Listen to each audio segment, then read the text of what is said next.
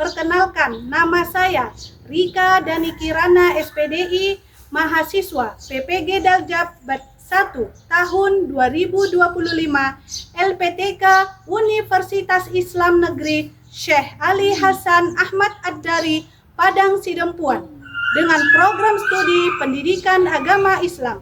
Saya akan melaksanakan UKIN di SD Negeri 094 118 Marubun, Lopung, Kecamatan Dolok Silau, Kabupaten Simalungun. UIN Syahada Cerdas Berintegritas. Assalamualaikum warahmatullahi wabarakatuh.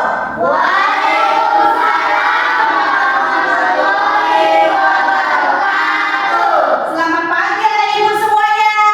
Selamat pagi. Iya, untuk lebih semangat. Semangat pagi. Semangat. Iya, ibu mau tanya kabar hari ini kepada anak ibu semuanya. Apa kabarnya hari ini?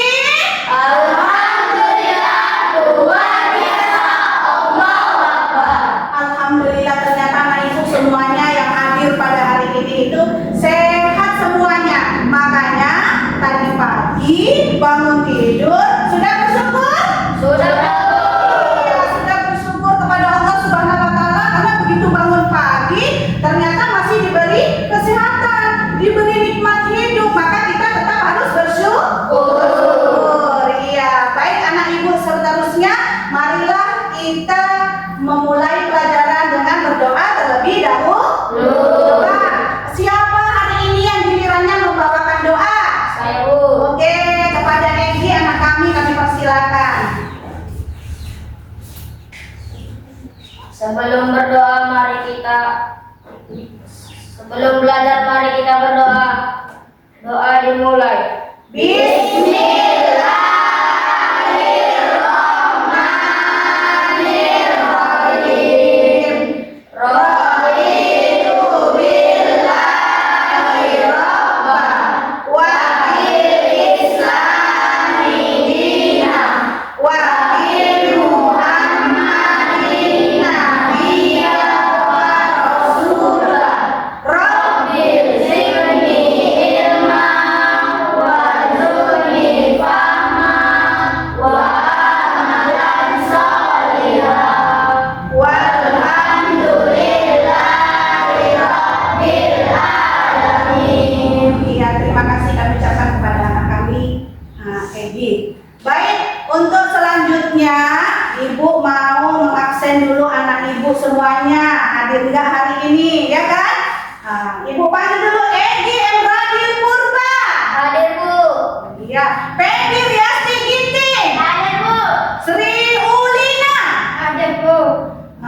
Fatin Mutia. Hadir, Bu. Iya, Muhammad Aliansyah Ginting. Hadir, Bu. Karlina Saragi. Hadir, Bu. Naura Nalita Damani. Hadir, Bu. Rehandi Saputra. Tri Putri. Hadir, Bu. Irena Hadir, Bu. Nur Latifa. Hadir, Bu. Dea Devita Saragi. Hadir, Bu. Barendra Ginting. Hadir, Bu. Iya, ternyata alhamdulillah hari ini anak ibu semuanya hadir ya. Iya, bagus sekali hari ini hadir. Baik, sebelum kita memulai pelajaran, untuk meningkatkan rasa nasionalisme kita, ya kan, terhadap negara, marilah kita menyanyikan lagu wajib nasional. Coba kepada anak ibu semuanya agar dapat berdiri. Ayo kita berdiri semuanya.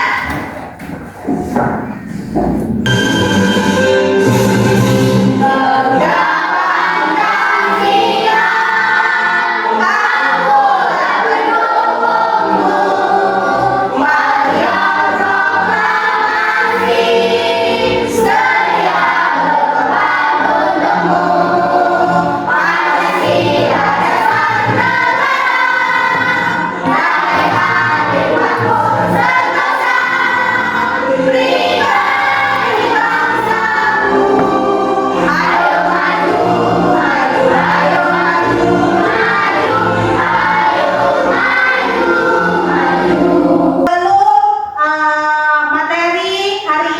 mulai, Ibu ingin bertanya dulu kepada anak Ibu semuanya.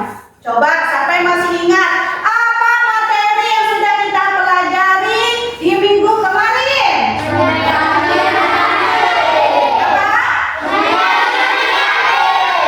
menyayangi anak yatim. Betul itu, Rehan? Menyayangi anak yatim? Iya, berarti masih ingat tentang menyayangi anak yatim. Untuk materi ini kita tentang menyayangi anak yatim dengan membaca surat Al-Ma'un, ya kan? Nah, jadi pertemuan kita hari ini materinya masih tentang menyayangi anak yatim, tapi kita kaitkan dengan firman Allah dengan membaca surat Al-Ma'un. Kenapa ya Bu? Kok dikaitkan dengan surat Al-Ma'un? Nah, nanti kita baca dulu, kita terjemahkan, maka kamu baru tahu kenapa menyayangi anak yatim itu ada kaitannya dengan surat Al-Ma'un. Ya, sebelumnya Ibu ingin bertanya, adakah di sekitar tempatmu ada anak yatim? Ada, Bu. Ada? Ada, Bu. Iya, baru pernahkah kamu berteman dengannya? Pernah, Bu. Pernahkah kamu menolong apabila anak yatim itu dalam keadaan susah atau membutuhkan pertolongan? Pernah, Bu. Nah, ya bagus sekali. Jadi Ibu sarankan memang kita harus menyayangi anak yatim. Baik, materi kita ini melanjutkan materi minggu kemarin, yaitu tentang membaca surat Al-Ma'un. Tentang apa? Surat Al-Ma'un. Surat apa? Al-Ma'un. Oke, untuk lebih jelas lagi, untuk lebih ingat lagi tentang surat Al-Ma'un ini, ayo sama-sama coba kita tepuk surat Al-Ma'un. Masih ingat? Masih, Bu. Ayo semuanya, tepuk surat Al-Ma'un. Nama surat Al-Ma'un artinya barang-barang yang berguna, jumlahnya 7 ayat diturunkan di kota Mekah.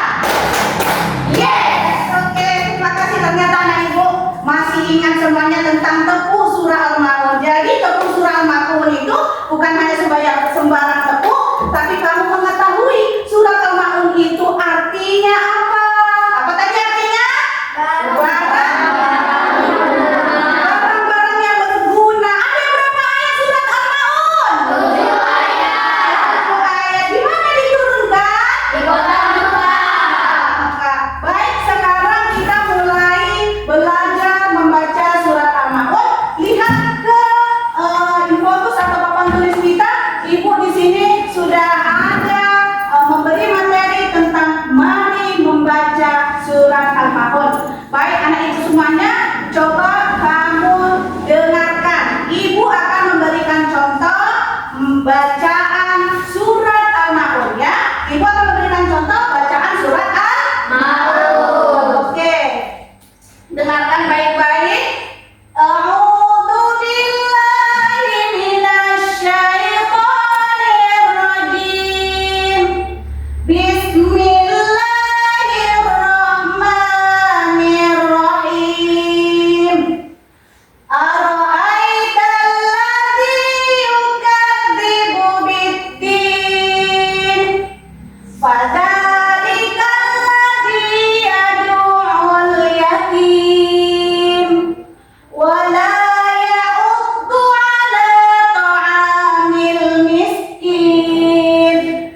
Fawailul lil musallin alladzina hum 'an salatihim sahun alladzina hum yura'un.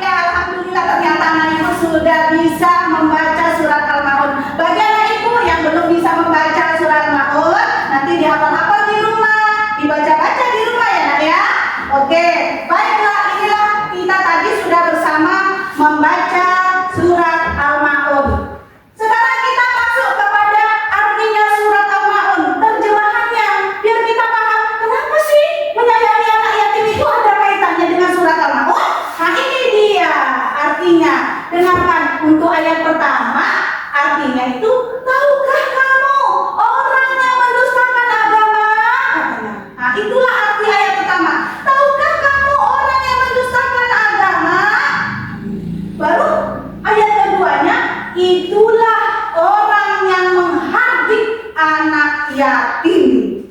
Baru yang ketiga, dan tidak memberi makan orang miskin. Maka celakalah orang-orang yang sholat, yaitu orang-orang yang lalai terhadap sholatnya, yang berbuat ria dan enggan memberikan bantuan. Iya, sudah dibaca semua anak ibu? Sudah. Sudah mulai paham nggak kenapa menyayangi anak yatim itu ada kaitannya dengan surat Maun? Sudah. Ya, apa tadi katanya ditanya? Tahukah kamu orang-orang yang mendustakan agama itu?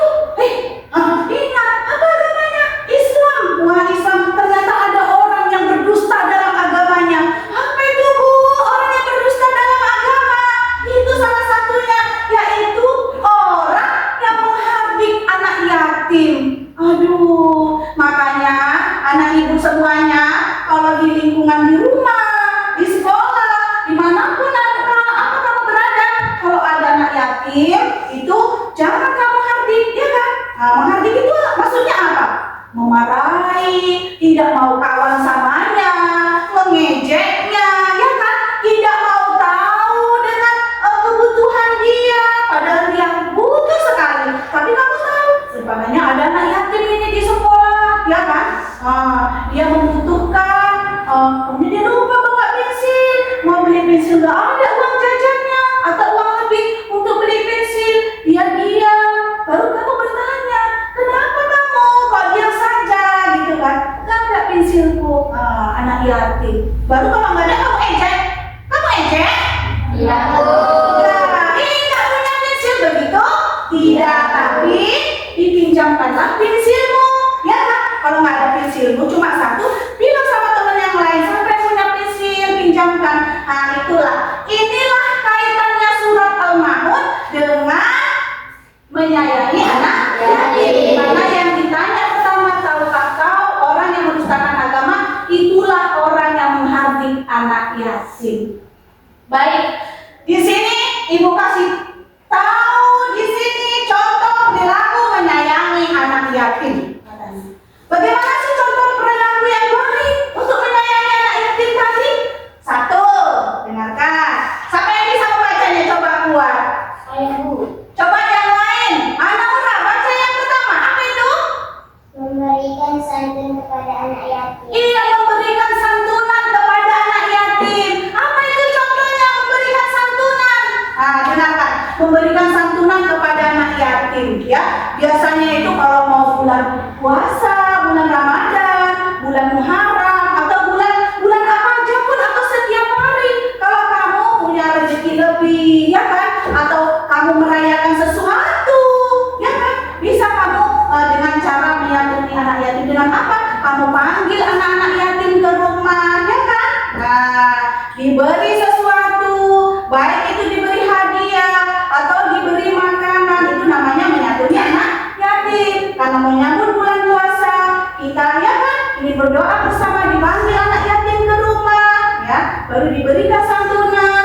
Itu namanya memberikan santunan kepada anak yatim. Yang kedua, mengajak anak yatim berbagi kebahagiaan di hari-hari tertentu, katanya. Mengajak anak yatim itu untuk berbagi kebahagiaan di hari-hari tertentu, ya kan? Contohnya apa kalau di lingkungan sekitar rumahmu? Misalnya di sebelah rumahmu ada anak yatim, ya kan? Baru kamu merayakan sesuatu, ya kan? Atau kamu membeli mainan sesuatu yang bisa kamu beli, kau senang, gitu kan? Baru anak yatim tadi di sebelah rumahmu melihatmu saja, kau nggak mau ngajaknya, kau nggak mau anak yatim tadi ikut bahagia dengan kebahagiaanmu. Tidak, Bo? Boleh. Kalau bisa kamu beli mainan baru, bisa dibelikan orang tua, anak yatim tadi nggak ada yang membelikannya, ya kan? Baru dia melihat bermain, karena kamu bahagia mendapatkan sesuatu, ajak anak yatim tadi, sini bermain bersamaku, seperti itu, ya kan? Atau kamu gembira, hari ini kamu lagi merayakan hari ulang tahunmu, ya kan? Senang, baru kamu mengajak anak yatim, mengundangnya hadir ke rumah, supaya apa? Supaya dia juga merasakan kebahagiaanmu yang kamu rasakan, ya? Paham? Oke.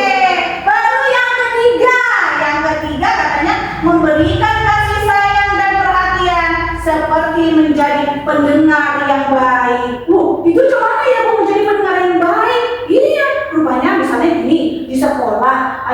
ketemu itu anak yatim, dia diam aja. Dia kok kenapa ya kok dia aja tidak seperti biasanya? Baru kamu ingin tahu ya, kamu perhatikan anak yatim, jangan diam aja, nggak kamu ajak bermain, kamu nggak mau tahu, baru kamu dekati.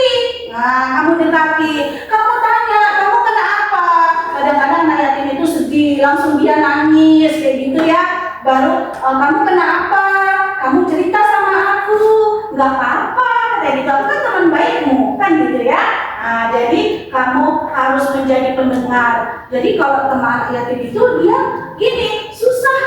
Dia susahnya begini, kepingin ngomong sesuatu itu sama siapa, nggak punya teman. Kadang gitu dia merasa dia itu tersingkir dari temannya, kan gitu kan. Nah, jadi kamu jangan menjauhinya, haruslah kau dekati, kau dengarkan keluh kesahnya, ya kan? Kenapa? Baru kamu kasih nasihat, kasih penghiburan buatnya, supaya dia tidak sedih lagi. Itulah menjadi pendengar yang baik.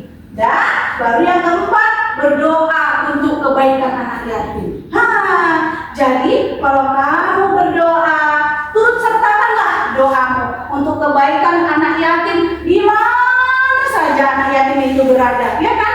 Supaya disehatkan, ya kan? Tercapai cita-citanya. Nah, jadi kamu seiring dengan doamu, ingatkan untuk berdoa kepada anak yatim. Oke.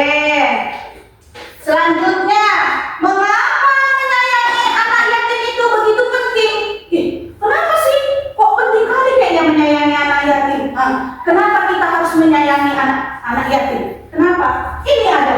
Satu, karena perintah agama. Perintah siapa? Agama. Kalau sudah perintah agama berarti perintah Allah. Makanya ada surat Al-Maun tentang anak yatim. Ini dia perintah agama. Dalam Al-Quran dan hadis terdapat banyak sekali ayat dan riwayat yang menekankan pentingnya menyantuni dan menyayangi anak yatim.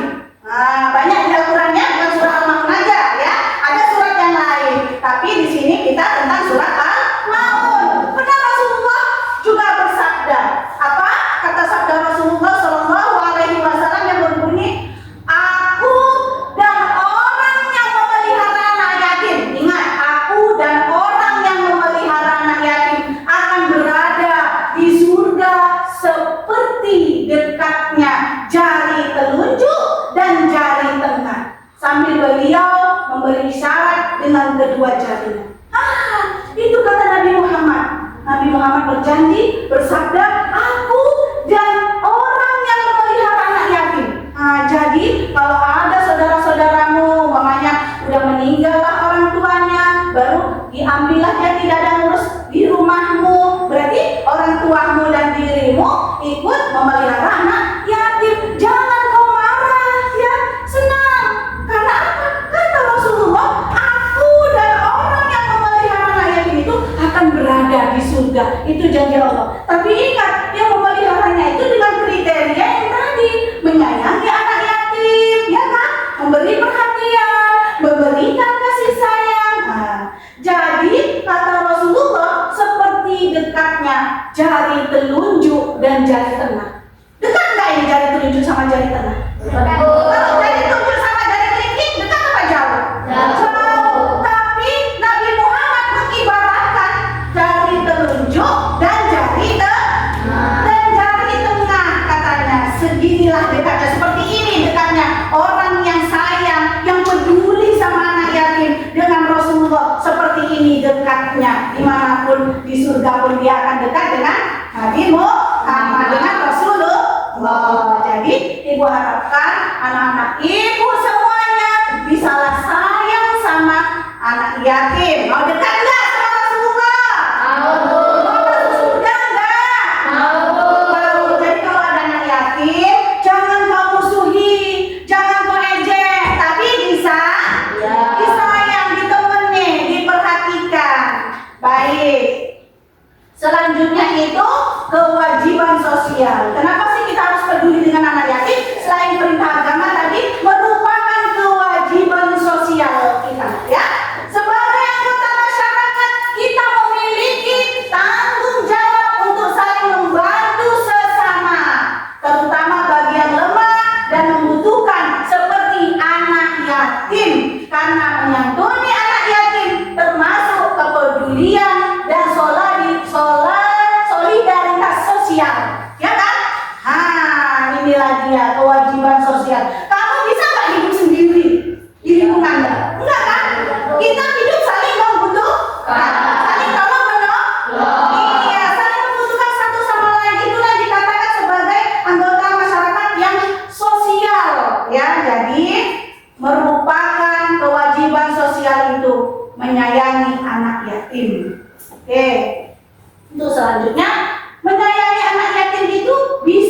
mendatangkan keberkahan ternyata.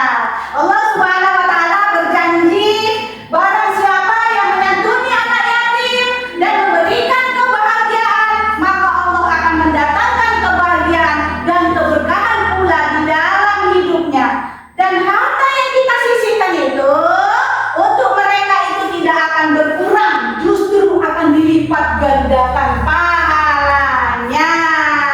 Ingat itu, subhanallah. Kalau kita menyayangi anak yatim, apalagi terutama yang memelihara anak yatim, di rumah itu ada anak yatim, maka akan mendatangkan keberkahan, kebahagiaan juga. Karena di dalam harta kita itu, harta keluarga dan orang kita itu, apabila disisihkan buat menyantuni anak yatim, maka harta itu tidak akan berkurang di buat Allah. Makin dilipat gandakan, nggak akan berkurang. Jangan takut, ayah bapak, itu untuk apa itu? Buku masih baru. Ini untuk dikasih anak yatim sebulan. Nggak mau itu buku, nanti habis buku.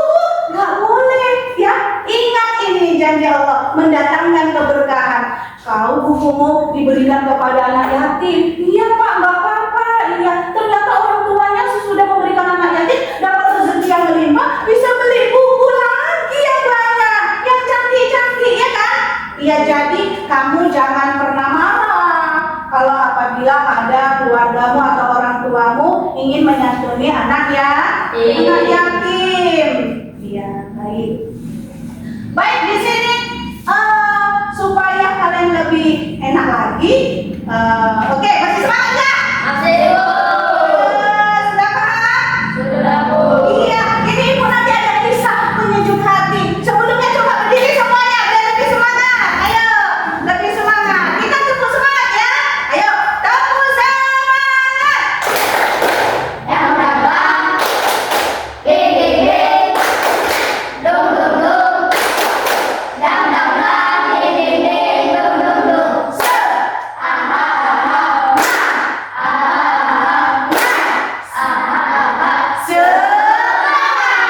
Oke, tepuk tangannya semua. Oke, untuk kembali anak ibu masih semangat mau mendengarkan tentang kisah penyejuk hati tentang menyayangi anak yatim, ya kan? Saat hari raya Idul Fitri, semua penduduk Madinah bergembira ria. Waktu hari raya Idul Fitri, semua penduduk Madinah itu bergembira. Anak-anak bersukacita, bermain dan tertawa ria. Mereka mengenakan pakaian baru, menikmati makanan yang lezat, dan menerima aneka hadiah dari orang tua mereka. Namun, tidak demikian dengan seorang anak gadis kecil yang berada di sudut jalan katanya. Dia berpakaian lusuh dengan raut muka yang acak-acakan dan nampak sedih. Rasulullah segera menghampiri anak itu. Dengan penuh kasih sayang, Rasulullah bertanya, "Mengapa kamu menangis?" kata Rasulullah kepada anak tadi, ya kan? Bukankah ini hari raya? Dengan menahan nangis, anak itu menjawab, "Nangis dia, hari raya loh. Coba bayangkan kalau hari raya, kamu pakai baju baru? Oke. Pakai. Kamu senang hari raya? Senang. Senang. Banyak makanan, banyak saudara yang datang. Iya, lain dengan anak yatim dalam cerita kisah penyejuk hati ini. Baru dia menangis, menahan tangisnya, lalu dia menjawab pertanyaan Rasulullah. "Iya, betul, hari ini hari raya, tapi aku ingat ayahku." Ya kan? Jadi dia ingat ayahnya katanya. Jadi ibu pun jadi sedih, ya, jadi sedih dengan cerita ini. Katanya dia ingat ayahnya yang telah tiada. Jadi ibu harapkan kepada kalian yang masih ada orang tuanya, sayanglah kepada orang tua. Iya, baru dia meninggal saat aku berjuang bersama Rasulullah. Sekarang aku yakin katanya. Udah, tentu aku sangat sedih katanya. Baru apa kata Rasulullah dengan senang hati, dengan sayang sangat menyayangi anak itu, "Hapuslah air matamu," katanya. "Hapuslah air matamu, nak. Apakah kamu mau aku menjadi ayah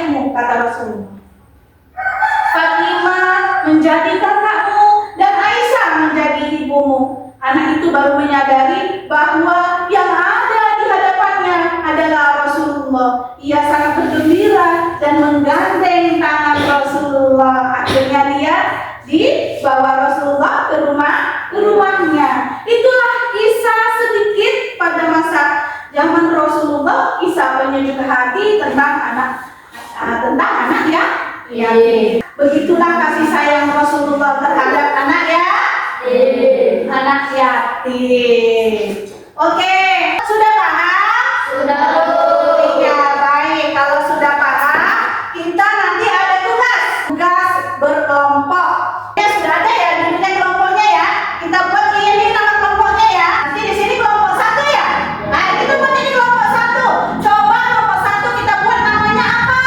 Kelompok Al-Fatihah. Diambil dari nama surat, bagus, baik sekali. Kelompok 1 nama kelompoknya surat Al-Fatihah. Kelompok 2 Al-Falaq. Al-Falaq. Oh iya, bagus, nama kelompoknya surat Al-Falaq. Kalau yang ketiga surat An-Nas katanya. Oke. Tugas kelompokmu adalah kamu menuliskan surat Al-Maun dengan tulisan indah. Berarti harus menulis kaligrafi di kertas yang sudah Ibu sediakan. Oke, siap? Siap. Iya, keluarkan semua yang perlu, pencil sheet-nya.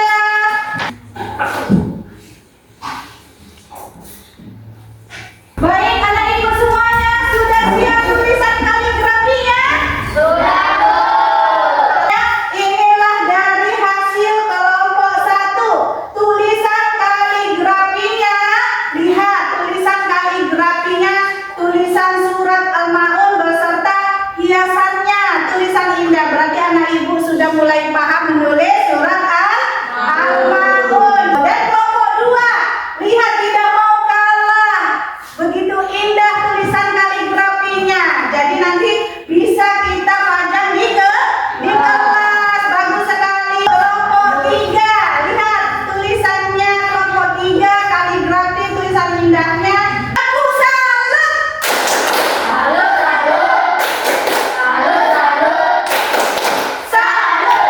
Sekarang tiba saatnya ada tugas individu. Masukan satu-satu.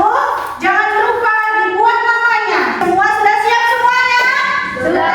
Iya. Kalau sudah siap semuanya, maka ibu kumpul ya. Yuk, mari. Terima kasih telah menyelesaikan tugas mandirinya dengan baik dan sudah selesai. Tapi tugas mandirinya ini nanti ibu nilai dan kita presentasikan bersama pada pertemuan berikutnya. Ya, jangan lupa pesan moral yang terdapat pada surat Al-Maun yang kita pelajari tadi adalah iman bukan hanya dalam hati dan lisan, tetapi harus tercermin dalam perbuatan nyata, terutama dengan peduli kepada sesama. Maka sudah habislah materi kita pada hari ini, sudah selesai, dan ibu akhiri dengan naftati pikirati hamdalah.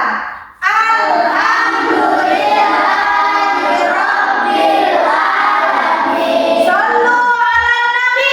Allahumma salli wa sallim wa barik alaihi. Ya, sampai ketemu minggu depannya. Semoga anak ibu tetap sehat, ceria, dan